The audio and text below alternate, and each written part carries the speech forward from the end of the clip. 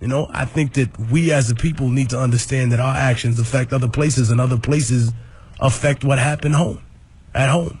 You know, someone who gets sent off to fight in Afghanistan and Iraq over something they may not understand. I know that it's their duty as a soldier. They feel that way, and that's perfectly understandable. It's the way they were trained to be. But their death just doesn't just affect them. It affects their family.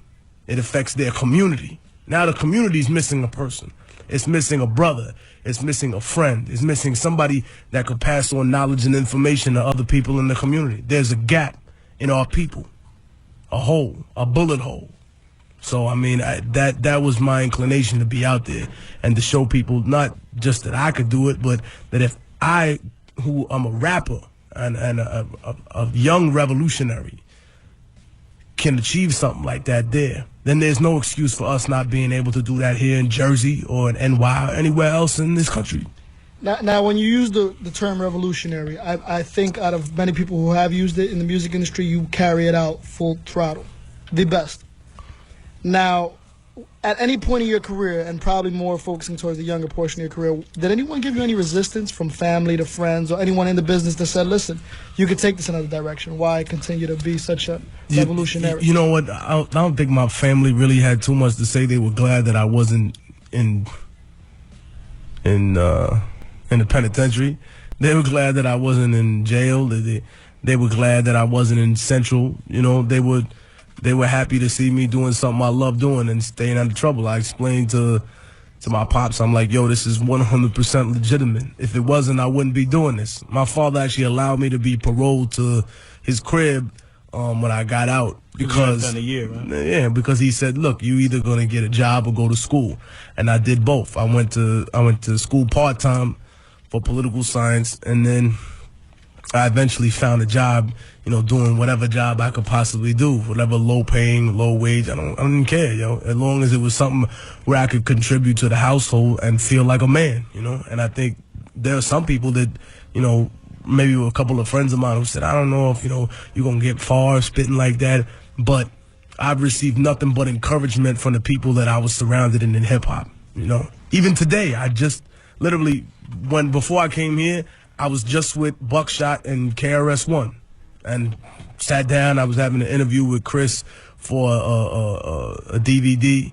And then before that, this afternoon, you know, I was hanging out with Ice-T. It's my dude. Shout out to Ice. Shout out to Ice-T, KRS, Buckshot, everybody. Buckshot, Helter Skelter, the whole Duck Down, Temple of Hip Hop, all that. I mean, these people, when they saw me come into underground hip hop, were nothing but supportive of me. You know what I mean? People that said, oh, you know, I like his style. I like what he does. You know what I mean?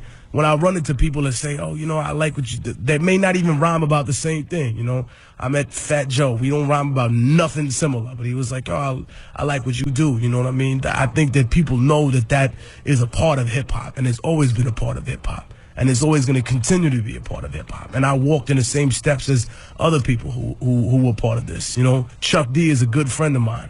You know, I have the honor of learning from him and listening to wise words, from telling me what the music industry was like before so that I wouldn't make the same mistakes other people made, to simple things about life when he'll sit down and tell me, you know, about balancing family and balancing, you know, work and everything that we do.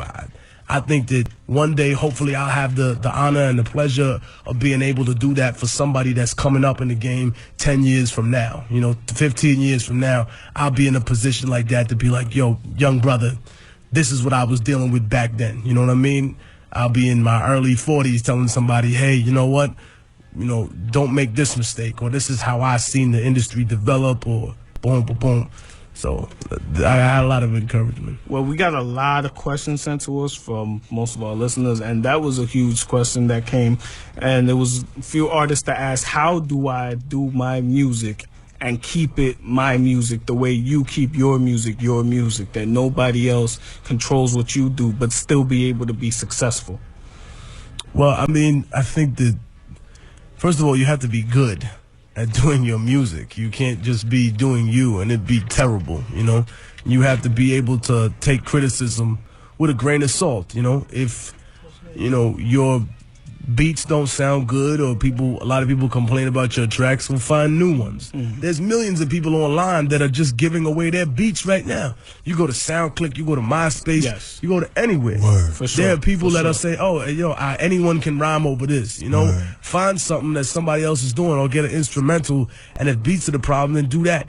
If flow is your problem, which was mine on Revolutionary Volume 1, because I wrote all my rhymes, or the majority of them, while I was incarcerated. I didn't have a beat machine. I didn't have an instrumental tape. There was no, beat CD for me to rock to. I was sitting there just writing rhymes, and then I tried to put them together to beats, whereas Volume 2 sounds more like a structured album because I wrote specifically to those particular beats, and the flow matches it a lot better. The flow then developed even more and became stronger on the Third World, where I've mixed up some of the conceptual strength of it, and for the middle passage it'll be even stronger. But like I tell people, if you want to be successful, work on your craft, but understand that if you're gonna be you and be successful, you have to make sacrifices for that. Because if you want to join with a major label and have somebody else control you, then of course there are gonna be things that have to be made.